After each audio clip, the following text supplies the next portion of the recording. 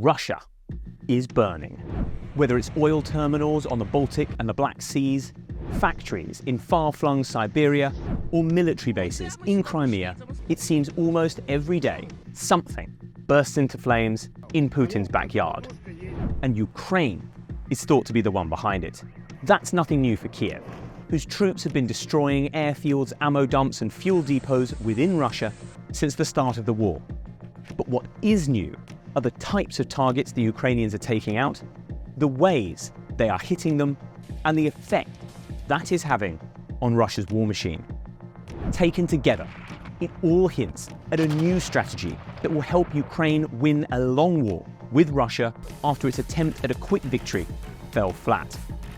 Here, we examine exactly what that strategy is, how it is supposed to work, and why Western help will be crucial in pulling it off. Zelensky warned Putin this would happen. All the way back in October last year, he said that if Russia waged another bombing campaign on Ukraine's cities this winter, then Ukraine would hit back.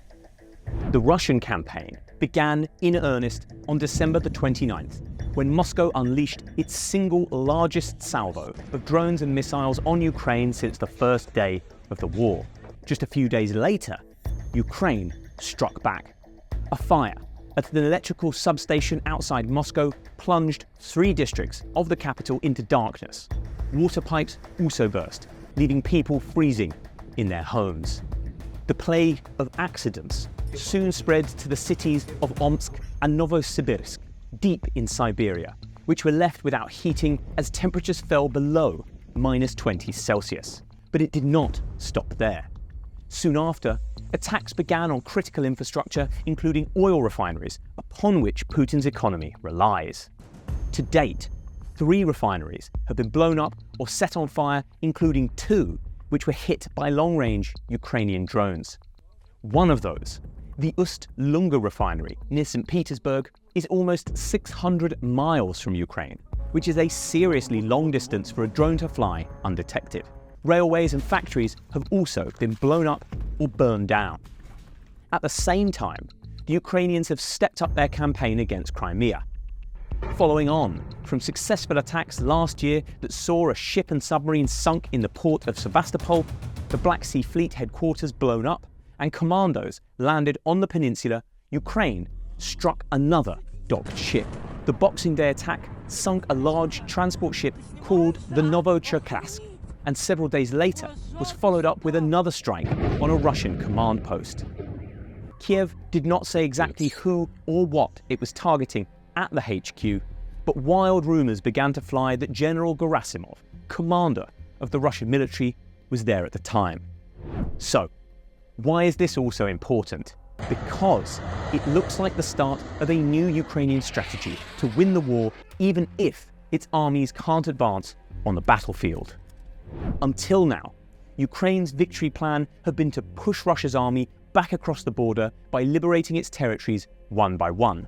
The liberation would start with those closest to the front, no matter how strategically important they were or weren't, before ending up at Crimea. This was the thinking behind the summer counteroffensive, which ultimately failed and robbed Kiev of the hope of a quick victory. Now locked into a long war with Russia, Ukraine is digging in and refocusing. Liberation of territory is no longer the main goal.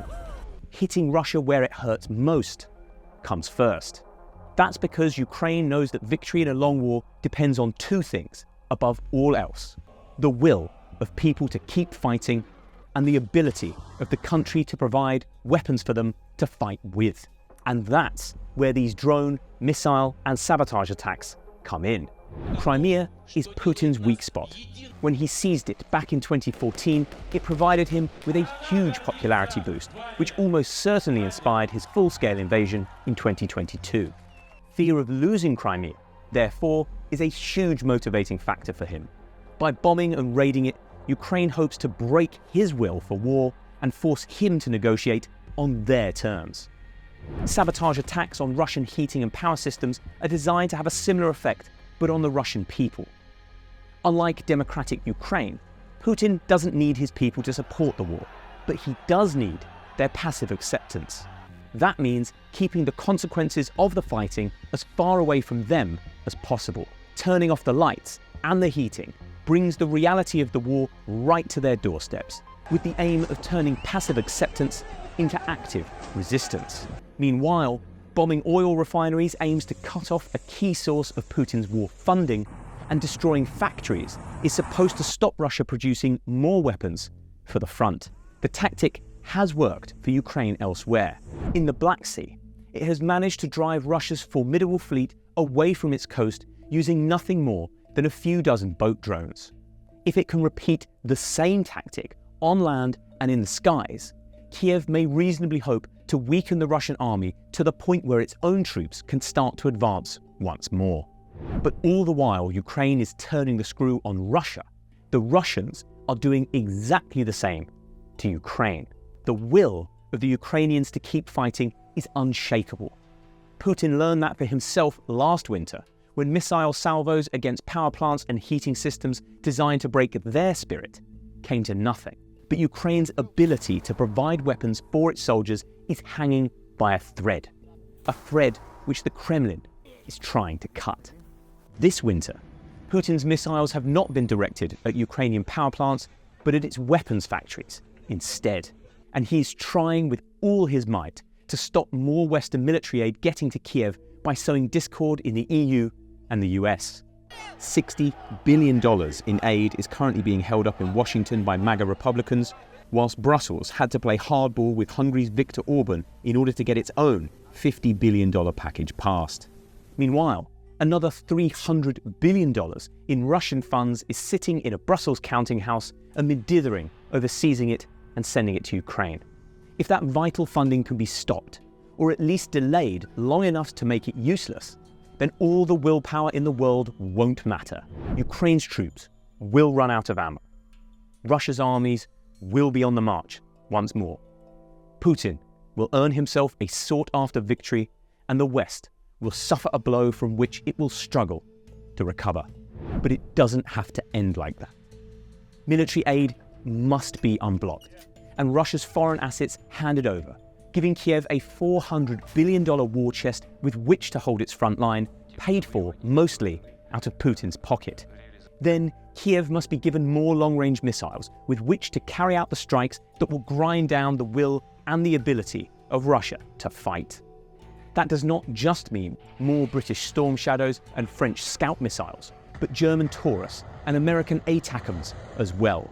If both of those things can be done, and quickly, then there is a viable path to a Ukrainian victory, even if it will take longer than everybody hoped. Ukraine's new strategy shows it has the skill and ingenuity to win a long war with Russia, if only its allies will give it the means.